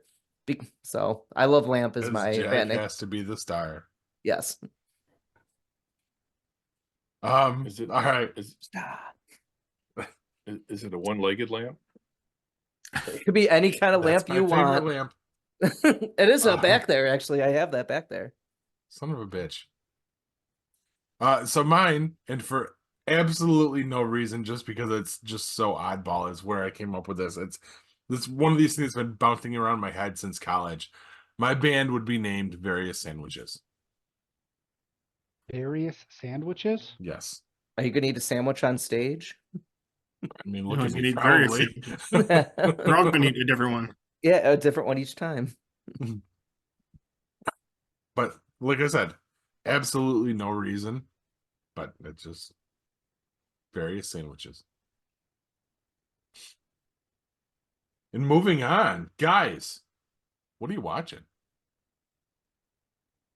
Well, I continued my quest, not a quest, but watching more things from Apple TV because I've talked about how awesome it is. Started watching For All Mankind. Is anyone watching this? And Jack, you should be. I heard about. Is it good? It's really good. Their fourth season is either airing now or just finished. I don't know if they're going on further, but simple premise. I'm only in season one. Uh, it's an alternate history, and basically, it starts off, and the Soviets land on the moon first. And from there, everything changes. You still have the same players. You still have Nixon and Kennedy. You still have Buzz Aldrin. You have other real life astronauts who are now doing different things than they did in history. But it's fascinating because since they beat us there, instead of landing on the moon and being like, we did this, let's ignore the space program, for the next, 50, 60 years or longer, whatever. The Cold War becomes about space rather than Earth.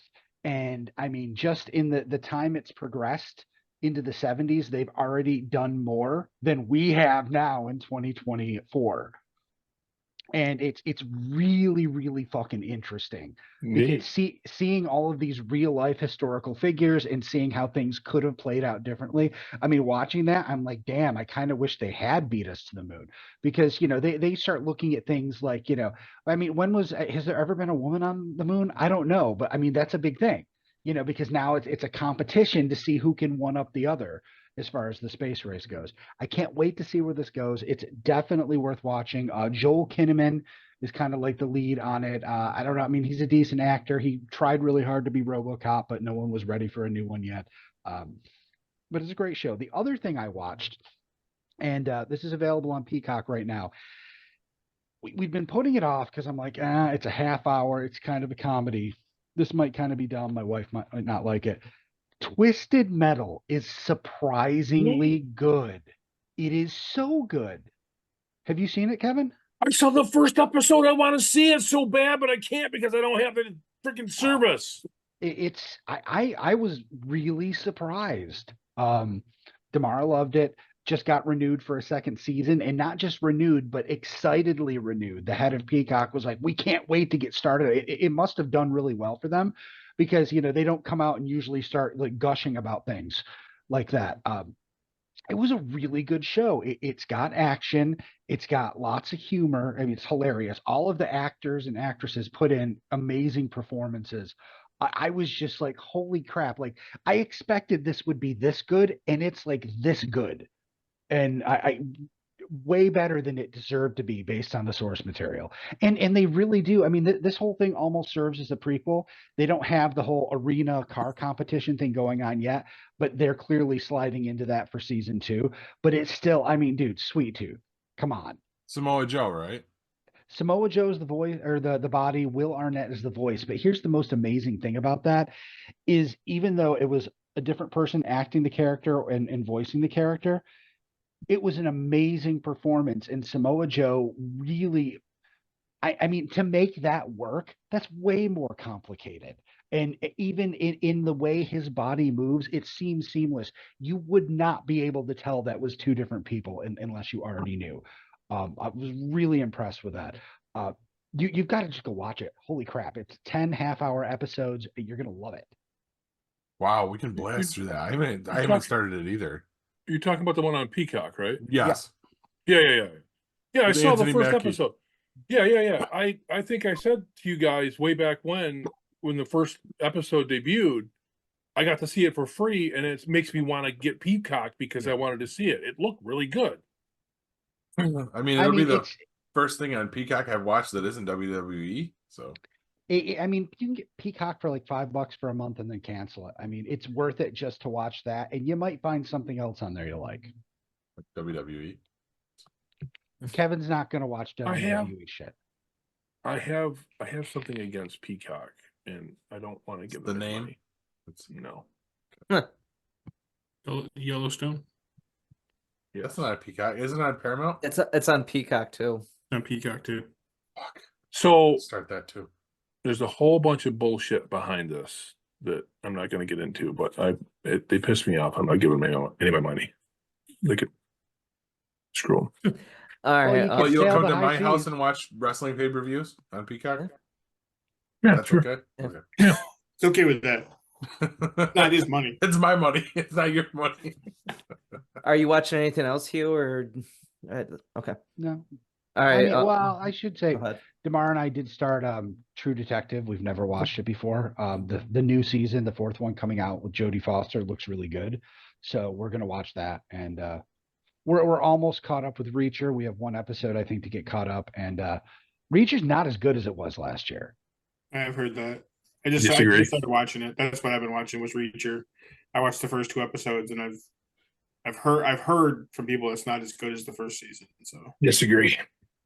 Well, I'll tell you my take on it since we're clearly going to talk about it, and I'd love to hear what Kevin has to say.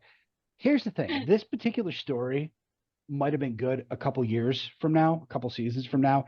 If this had been season 1 of Reacher, it wouldn't have gotten a second season, I don't believe. And that's because the reason season 1 Reacher worked so well is he was doing the whole, kung fu, and old Incredible Hulk thing. He was a guy wandering from town to town, and once in a while he gets into a situation he can help people, and that's what endeared you to the character. That's what I loved about him. He didn't have to be doing that.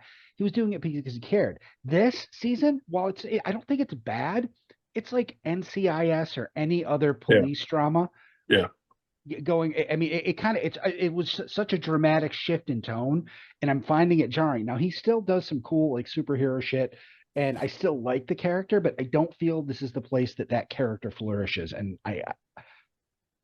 it's lost some charm. I want it to continue. I'll finish this season. I'm hoping they can get back to basics in season 3. So I was going to talk about Reacher. When I watched it, or watching it, Kathy and I are watching it, but I've been reading the books too. So this is character building, right? And this is who Reacher is. This is his history. This is his, this is where he came from, why he's doing what he's doing, why he's in the point of his life he's in, why he's walking the earth alone. It really talks to who the character is and why he's the way he is. Because of that, I like it a lot. I like Alan Ritchson. I think he's a great pick for this role, and I really like in this season they've done the callback to the first movie. Really? Yep. Well, because the first and second movie, as well as the first and second season, are all different books in the series. So all they did was they called back to the book, the sniper in the very first movie. Reacher mentions. Yes, I remember. Reacher mentions. I know it's not this. this guy because I just was with him a couple of months ago. Yeah, and he says, yeah, it wouldn't be him. He owes me a favor or something like that. Yes, I remember. It was so fast. It was so fast. Yeah, I had to stop it, and I'm like, "Oh my God, Kathy, did you just see it? Did you hear what he said?" They just tied in the movies. Yeah. So, I think I feel that had this season happened as like season 4 or 5, yeah. Oh, it would be you're less right. jarring. You're right. You're right. By that point, we It's- would it's- want to see that. Yeah, you'd want to see his it's a little backstory. bit- You yeah. want to see how he got to where he is. Yeah, You're right. It's probably a little bit too early for the backstory, but it really is character building. And I mean, I really like the character. I like the character in the movies, even though Tom Cruise wasn't the right physical build for it. But he did. I think he did a good job, and I really love the fact that Childs is involved with the series, every single aspect of what goes on in the. I'm just bought in. I mean, it's just like me and Tatiana Maslany with She-Hulk. People didn't like it. I liked it because I like her, and it's kind of the same thing. Kind of, sort of. That's where I'm at. I love She-Hulk, and Reacher is on Amazon Prime. Yes. No. Yeah. That's all of my 2 cents is in that. So No, yeah. So I'm bought in. I'm in. And I do like Alan Richard. Can Richard. I just say one more thing about him? He You just have to. revealed not long ago on his Instagram that he's bipolar. Really? And talks openly about some of his struggles, and talks about how acting actually helps him with that. So it's an interesting watch. Once you kind of see who he is personally, you kind of understand some of what happens on the show, because it's him. Interesting side note. My wife noticed that she thought it was the acting, but the character was very stilted and odd, more so this season. If you Google search Jack Reacher have, the first thing that comes up is Asperger's, and that's been asked a lot. Nice. Wow. I also saw that he wants to play Batman. I did see that. Alan Ritson? Yes. Yeah, that'd be a good fit. I'm biased. Yes and no, rather though, right? He stays Well, as Hawk, but Hawk's dead. So You go back to the original story of Batman and his how the original origin stories, and Richardson doesn't fit that, not in my mind. Some of the comic book the what do you call it, the Depictions. what was the one where he not vendetta, but he became a vigilante. Those comic book depictions, I think he might fit, but not the original. I don't think the original description. I just wonder if he could pull off Bruce Wayne. He showed more range playing Hawk in Teen Titans. loved him as Hawk. Yes. Yep. But I don't. He'd play an incredibly imposing Batman. Yes. I just don't know if he can pull off the Bruce Wayne side of it effectively. I don't know. Right. Yeah. That's Maybe I very agree. I agree with you. No. Yep. That's funny that we started talking about Batman actors because it's going to tie into mine. Where were we though? Who did I interrupt? Kev, do you want to go? Kevin was I good. just Kevin want to wasn't talk going. about Reacher. No, go ahead. Okay. Whoever. No, Hugh. We mentioned Reacher, and it got us off on that. Yeah. No, and that's perfect. I tied mine in. Transition. It was perfect. Like you did on purpose. So that leaves Corbs, me, and Jack, right? Yep. Okay. All right, I'll go then. So I actually downloaded the BritBox. Do you ever hear that? It's like British TV. So I was like, okay, because one of my favorite actors, Jason Isaacs, he played Archie, which it's a Cary Grant TV show, which was really cool. Like it was a 4-part mini series, and he played Cary Grant, his whole life story and all that. So it was kind of cool, like historical a little bit. I was like, finally, Jason Isaacs gets a part where he can probably get an Emmy nomination for his work. And I never knew his name was like Archibald Alexander Leach was Cary Grant's name. So it was kind of cool. It depicts his life and it just shows what he went through and all that. I thought that was pretty cool. Also watched the movie A Man Called Otto with Tom Hanks. That was pretty good. So right when the movie starts, before it even starts, it's like, if you're experiencing suicidal intention, please call this number and then we can help you out. Well, that's I'm always good. Yeah. I was like, okay. I'm not going to go in details about the movie, but the movie's on Netflix and I highly recommend watching. It was really good. But literally, Tom Hanks' character tries to commit suicide a couple times. So, but the movie, it's a great story. It's very well done and it's a couple hours long, but it's very, very good. Movie. And then I know I'm late to the game, but I was like, I was off a week after Christmas. I was like, I'll finally watch it. I watched The Flash. So, yeah. Michael Keaton was great. Did we all see it here? Can I talk about it or no? You can talk about it. I've You been can told definitely talk about it it's no since that good. was the other thing I was referencing since I watched on New Year's Eve. Yeah. You watched it too? Yeah. So Michael Keaton was great. And then Corbs, I don't want to spoil it for you if you want to see it. I don't give a shit. Go ahead. Okay, don't spoil it. No, don't watch it. Oh yeah, No. don't watch it. Don't watch it. Oh Yeah. yeah. Christopher Reeve, CGI. I'm like, okay, that's okay. Then Nicolas Cage. Really? Nicolas Cage was in it. He had a CGI clip. Well, it it- wasn't supposed to be CGI. He said they didn't use what he filmed, and he was pissed about it. Okay. And then And Jack is not explaining this right either. no, go ahead. Turn it No, over. finish your thing. I'll fill in the blanks afterwards. So, but yeah, it was just like it was great seeing Michael Keaton. That was the best part of the movie. But then you're throwing in all these things and all that, but it just literally was like put all together real fast. I'm like, oh, here's a movie. And it's just like it was just like all over the place. I just really couldn't grasp it. I was like, okay, what are you doing Well, here? it wasn't that fast. The filming of that was stretched out considerably. It was, but like I just don't like the story just didn't go like it just I don't know, it just was too much. It was like no. But go Almost ahead, like Paul. it moved at the speed of lightning. No, it was- So it's my no. turn to Yeah, discuss go ahead. this. At Yeah, least please. that movie sucked. The Yeah. Flash was fucking horrible. It was awful. Like I'm looking around the living room to be like, does everybody else hate this movie too? So And it was a Madison DC had movie. seen it before. Madison went to the theater with one of her friends and saw it and loved it. Why? I've I thought it disowned was this all child. right. No. And, No. you know, I mean, here's the thing. you're allowed that opinion. That's fine. Ezra Miller came off a lot better than I thought he was going to be. Oh, because he I mean, didn't he's assault still- anybody? Yeah. Yeah, well, no, Yeah. he still isn't the right fit for the part, but I thought it was going to be an absolute train wreck, and he actually kind of pulled it off better than I expected. But I do think it's a matter of there was too many things they tried to cram into this movie.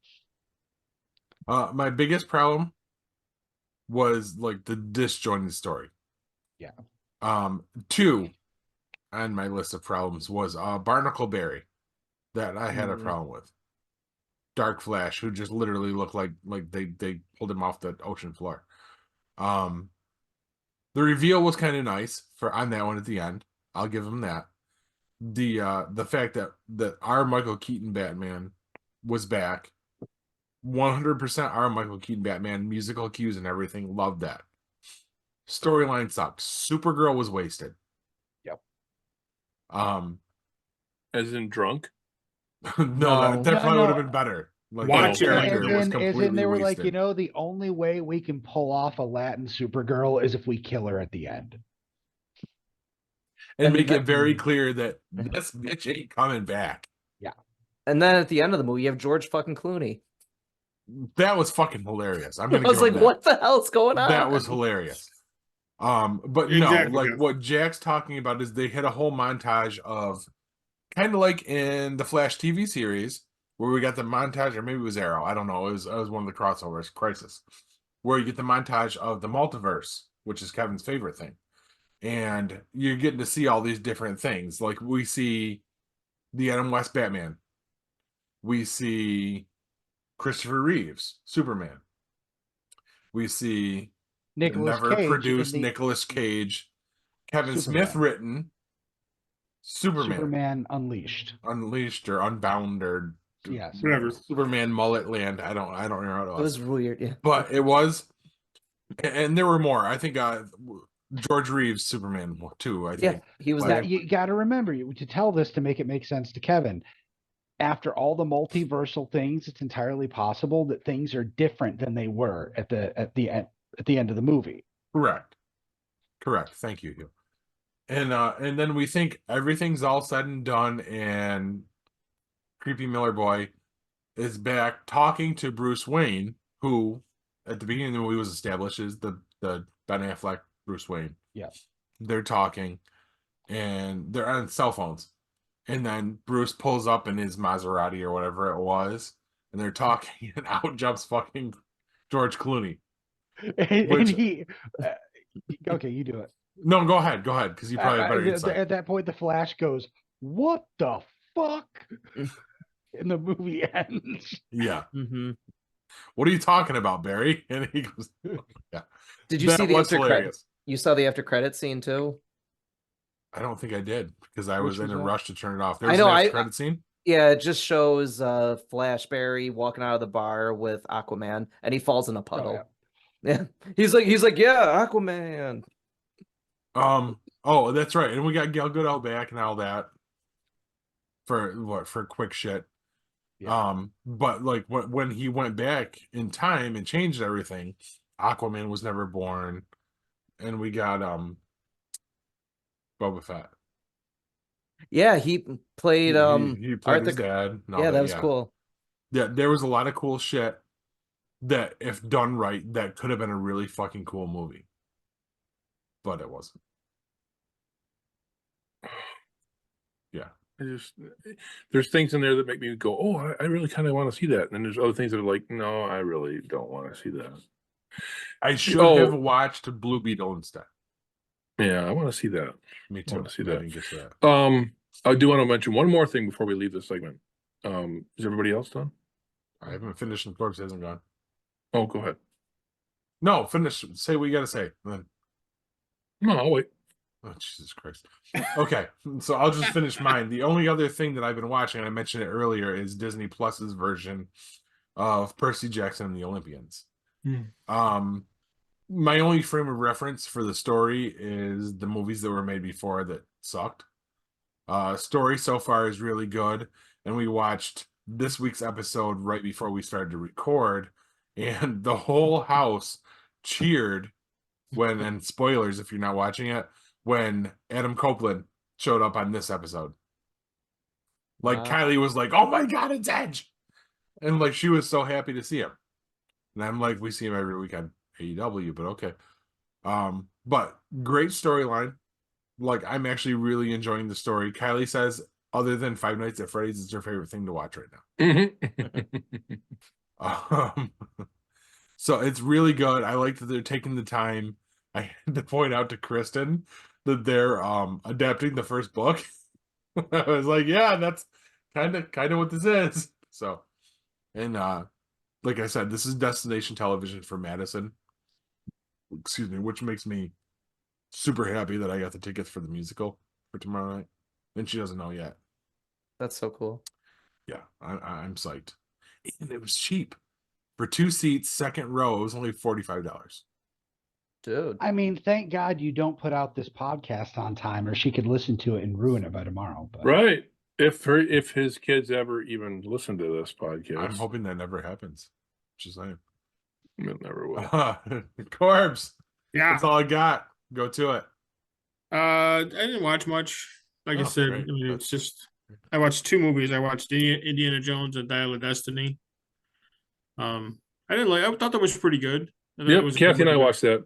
Yeah, I thought it was a good way to end his character and stuff like that. That was pretty good. Didn't understand the whole travel back in time concept that Archimedes kind of figured out, that they were saying he figured out, type of thing. But it was an interesting story. Don't get me wrong. My favorite part about that was they did not reduce him to a bumbling idiot because he was an old man. Right. Yeah. I love the fact that he was still indie. Yes. It hurt my heart to see the whole, like, him and Marion didn't work out, and Mutt died. Yeah. That Did was you catch? It's hard for me to even say it. Did you catch when they at the very end when they said to Indy, are you back? That's when you realize it wasn't Marion that was inconsolable. No, it was him. Yes. It was him. And I we've made it very well documented with my struggles after Dad died. And I identified a lot with Indy's character in that movie. Like, just a lost soul. Yeah. I got it. You know what I mean? Yeah. I absolutely love that movie. Is it my favorite Indiana Jones movie? No. But it was with good. It was really everything, good. oh, I loved it. And like I said, I love that they did not piss all over the character. Yeah. Yeah, no, it was really good. I thought it was going to end differently too. I did too. I thought he was going to stay. I thought he was going to stay. I thought there's your ending. Not just stay, but I thought he was going to die there on the beach. Mm-hmm. Yeah. But again, sorry to walk all over your shit, Corbs. Go ahead. That's right. And then the other movie I watched was on Netflix. It was recommended by my brother. It's called The Old Guard with Charlize Theron. She's the main character in it. For a movie that I'd never heard of before, that was a fantastic movie. I don't know, Kev, have you seen it? Mhm. You have, yeah. I reviewed it back when it first came out. Yeah, that's I had been on Netflix and I'd looked at it. I looked at it and I was like, I want to really kind of check this out, but I didn't.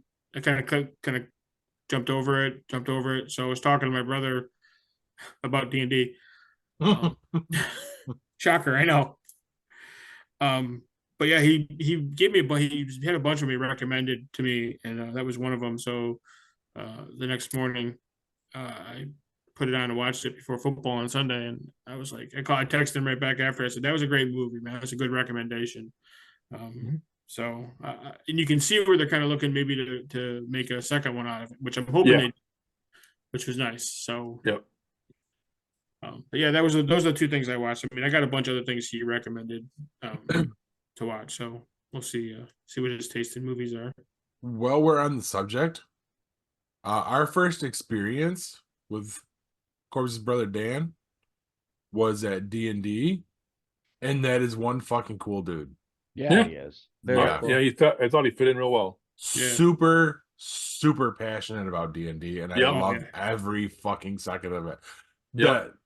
It said everything to me when we were packing up, Kev. We're picking up all the gear and everything. And Dan says, so next Wednesday, 6 o'clock. I was like, Yeah, and Corbs had to say, yeah, I had to break his heart. We're doing this once a month, man. Yeah, but I'll tell you this. We literally talked, well, not we, he talked the entire way from Luke's house to his house about that is awesome. My character, stuff I can do with my character. Because as you guys know, I haven't played in 30 years. So I kind of was sitting there and I was kind of like, okay, I have no idea what the fuck is going on and stuff. And that's so, and he was kind of, him and I were kind of chatting a little bit during the campaign and stuff like that about stuff to do and stuff. Cause I was going to make a couple of comments and he's like, you can't do that here. And I know you want to make a comment. You want to try to help out somebody, but you can't because you have to be like you're in the game. So it was when Kevin was exploring the cave. And you weren't there. Well, yeah, it was. We weren't next to him in the cave. And I was like, oh, I was going to. Be careful, because remember, these episodes aren't going to come out for weeks for D&D. But when he was walking through and he fell in the I was going to tell him to start looking for traps just before that. I was, and I failed. You don't understand. I did everything right. I did everything 100% right. I lost the fucking roll. He just rolled bad. I did it right. I did everything right. I lost the fucking roll. It's not my fault. Oh, we have to stop. I don't want to ruin the other show. Well, be prepared when we start back up again. That little cliffhanger we left off. My character has an idea, and I'm looking at you, Corbs. Okay. Throw the dragon. I had one more movie. Please go. Are you done, Corbs? Yeah. Okay. So Shazam was leaving Netflix, whatever it was. I think so, yeah. Fuck. Did it leave? And it's gone now. God damn it. I still haven't seen that one either. Well, and I was like, well, I haven't watched it. I didn't really want to watch it. I didn't really care about it because it was, the goofy stuff really doesn't appeal to me. You're talking about the sequel, right? Fury of the Gods. Hold on. Shazam. Talking about the first one. Okay. I didn't want to watch it. I hadn't watched it up to this point. Kathy and I are like, oh, let's watch it. I actually liked it. It was all right. Good. It was I good. Like Shazam. We had a good time with it. And then we saw Fury of the Gods was out, so we just watched that. And I got to tell you, I really liked it a lot. And there's an uncredited cameo at the end.